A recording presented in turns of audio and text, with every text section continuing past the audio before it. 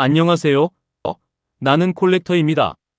저는 기계를 사랑하고 전공한 사람으로서 지난 20여 년간 이 분야의 자격증들을 취득하는 데 많은 시간과 노력을 투자했습니다.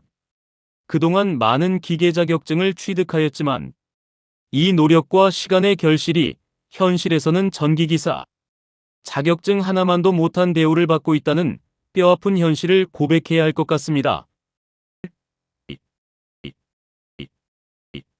오늘 영상은 저와 같은 수많은 기계인들이 마주한 안타까운 현실에 대한 이야기입니다. 특히 시설관리 분야에서 이 문제가 두드러집니다. 왜 시설관리 현장에서는 전기기사 자격증이 사실상 필수 스펙처럼 통용될까요?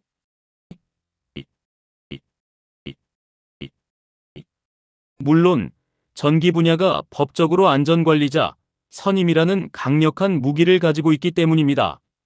하지만 기계는 어떻습니까? 보일러, 공조냉동, 일반 기계, 용접, 자동차 정비, 기계 설계 등 10가지가 넘는 자격증이 너무나도 세분화되어 법적인 효용성과 자격증 가치가 쪼개져 있습니다. 이 수많은 기계 자격증을 모두 취득한다고 하더라도 현장에서는 찾는 이는 없으며 전기기사를 가지고 있는 전기과장 밑에서 허드렛 일을 하기 일쑤입니다. 또한 당신은 전기안전관리자 선임은 가능한가요? 라는 질문 앞에 힘을 잃는 경우가 부지기수입니다. 최근에야 비로소 기계설비유지관리자라는 선임이 시작되었지만 그것도 유지관리자일 뿐입니다. 그마저도 자격증이 없어도 유지관리자를 할 수 있도록 열어두고 있는 실정입니다. 기계 자격증의 가치를 떨어뜨리고 제사를 깎아먹고 있는 것이죠.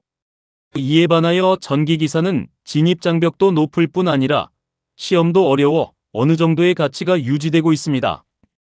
임시 유지관리자 분들의 노고를 무시하는 게 아니라 전기기사 자격증 하나로 그 위상을 곤고히 지킬 수 있도록 되어 있는 전기 자격증 시스템이 부러울 따름입니다. 통신과의 힘겨루기에서 당당히 이기고 계약을 비롯한 시설관리, 건설, 건축 분야에서부터 안전관리, 설계, 감리까지 전기만의 고유한 위치를 확고히 하고 있습니다. 그렇다고 기계 분야 자격증이 가치가 없다거나 취득이 쉽다는 말이 절대 아닙니다. 자격증도 취득하기가 어렵습니다.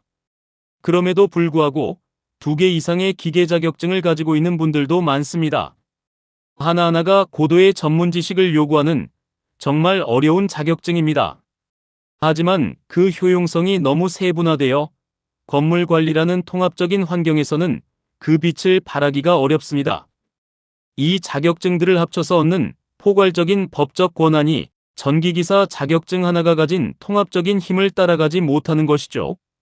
자격증 10개를 따서 10가지 기술을 알아도 결국 시설관리회사는 하나의 자격증으로 건물 전체의 법적 책임을 질 수 있는 한 사람을 더 선호하게 되는 겁니다. 인건비의 문제, 효율성의 문제. 결국 시장 논리가 기계인들의 노력을 제대로 인정해주지 못하고 있는 현실입니다.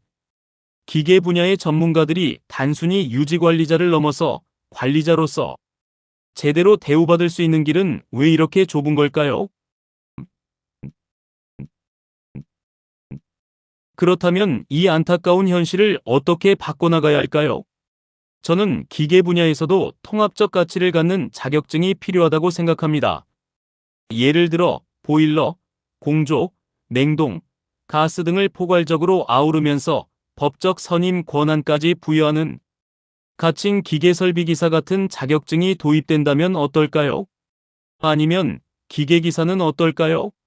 물론 현실적으로는 어려운 이야기이고 희망일 따름입니다. 기계설비 유지관리자와 같은 제도가 생겨났지만 아직 그 법적 영향력과 시장에서의 대우는 또 다른 안전관리자인 소방보다도 못한 것 같습니다. 제도의 실질적인 권한과 가치를 끌어올려야 합니다. 기계 분야는 모든 산업의 근간입니다.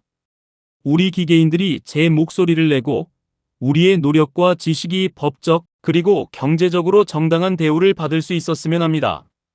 이 현실이 안타깝고 공감하시는 기계인들이 계시다면 댓글로 여러분의 목소리를 들려주세요. 구독과 좋아요는 저에게 힘이 되고 구독자분들에게는 더 큰 힘이 됩니다. 지금까지 나는 콜렉터였습니다. 시청해주셔서 감사합니다.